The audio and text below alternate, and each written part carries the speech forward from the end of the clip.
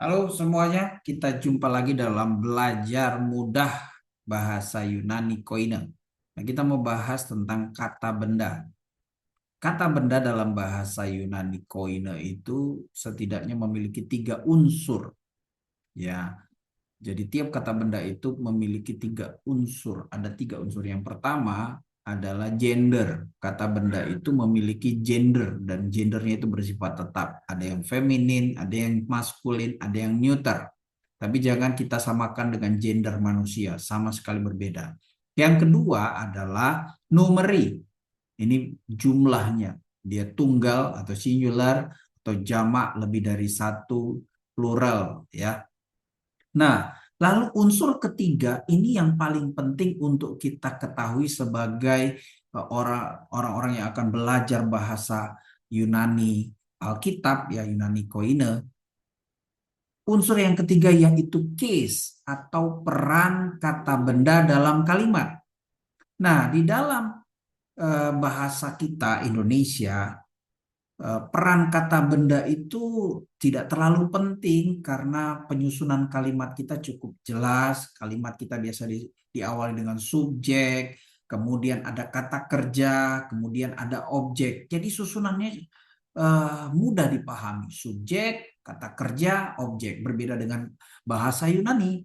Bahasa Yunani eh, terkadang kata kerja bisa ada di tengah, ya di tengah atau di akhir kalimat bahkan. Subjek bisa ada di akhir kalimat di ayat Alkitab yang nanti kita akan cek. Jadi bagi kita mungkin ini agak membingungkan.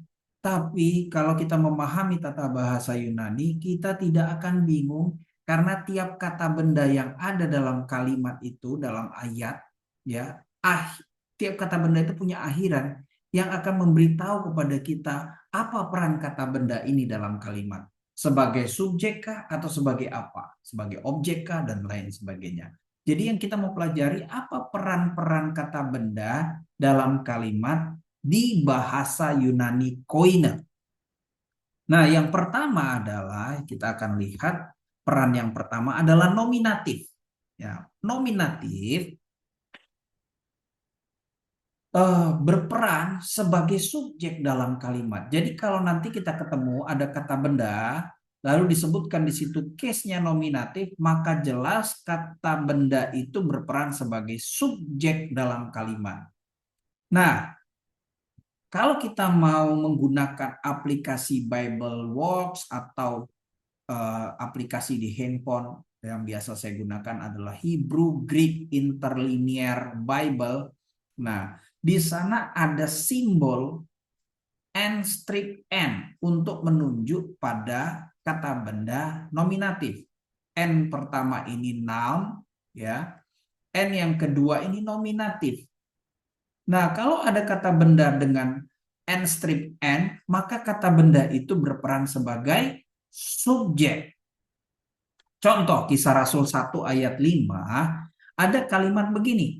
Yohanes ya, men ebaptisen hudati.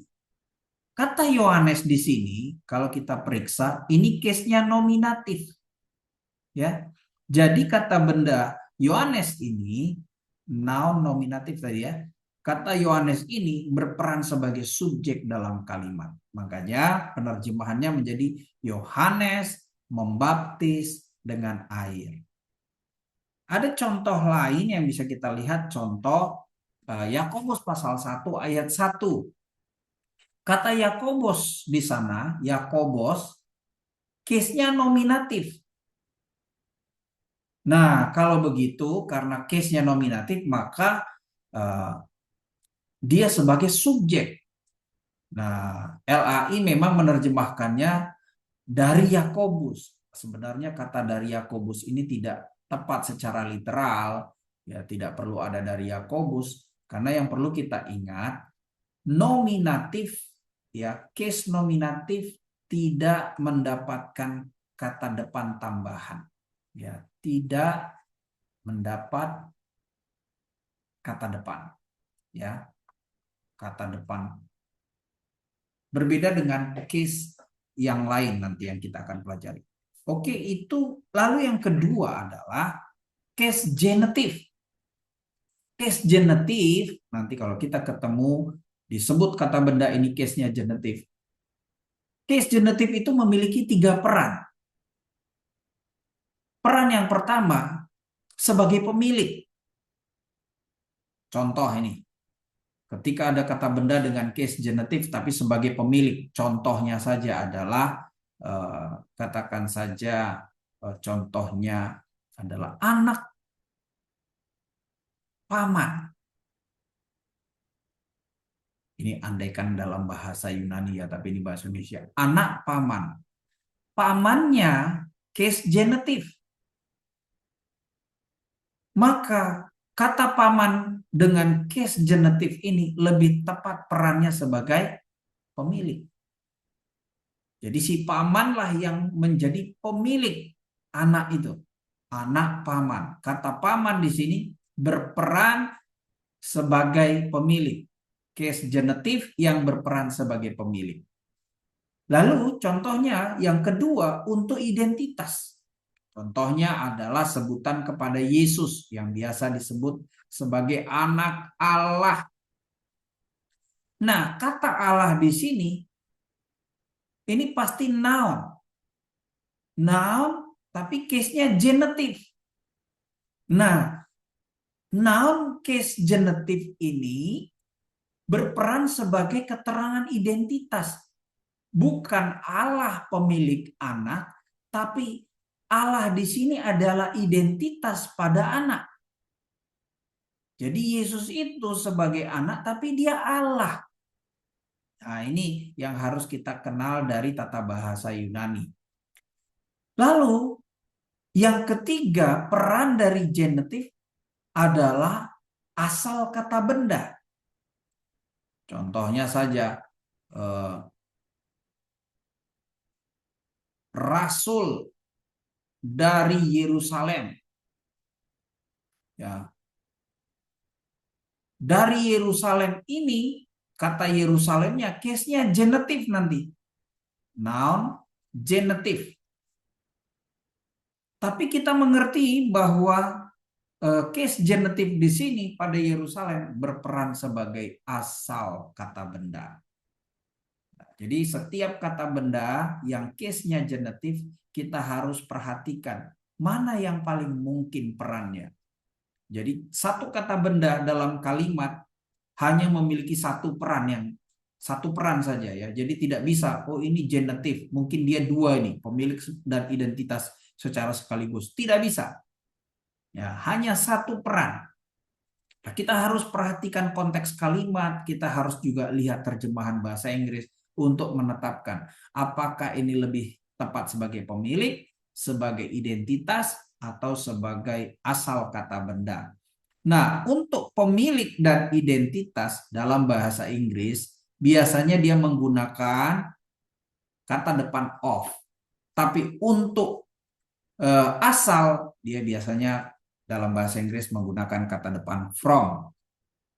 Sekali lagi untuk aplikasi Hebrew Greek Interlinear Bible nanti simbolnya seperti ini. Noun genitive. Contohnya dalam Kisah Rasul 1 ayat 3 di sana ada kata Allah. Ya, kata Allah di sana case-nya genitive. Kira-kira apa perannya? Sebagai pemilik, identitas atau asal kata benda? Kita lihat kalimatnya. Ia berulang-ulang berbicara kepada mereka tentang kerajaan Allah. Apa kira-kira peran Allah di sini? Pemilik kerajaan atau identitas untuk kerajaan, atau Allah ini sebagai asal dari kerajaan? Nah, kita bisa bandingkan dengan terjemahan bahasa Inggris. Tapi yang perlu kita ingat ini formula yang harus kita ingat. Biasanya kalau untuk pemilik ya peran sebagai pemilik dan identitas selalu sebelum kata benda genetif itu ada kata benda lain di depannya. Jadi ada kata benda lain lalu kata benda genetif. Kalau dia pemilik ya, kalau dia pemilik berarti dia pemilik kata benda ini. Seperti tadi ya. Anak paman. Ini juga kata benda ini. Anak paman. Paman sebagai pemilik apa? Pemilik anak. Demikian juga ini. Identitas. Ya, sama. Kalau identitas juga harus ada kata benda sebelumnya. Jadi ini seperti anak Allah. Ini kata benda juga. Allah ini adalah identitas untuk kata benda sebelumnya. Berbeda dengan asal. Tidak harus diawali kata benda di bagian sebelumnya. Tidak harus begitu. Bisa saja juga kata kerja. Ya. Jadi kalau untuk asal ini bisa kata benda, tapi juga biasa juga kata kerja. Itu untuk case genitive.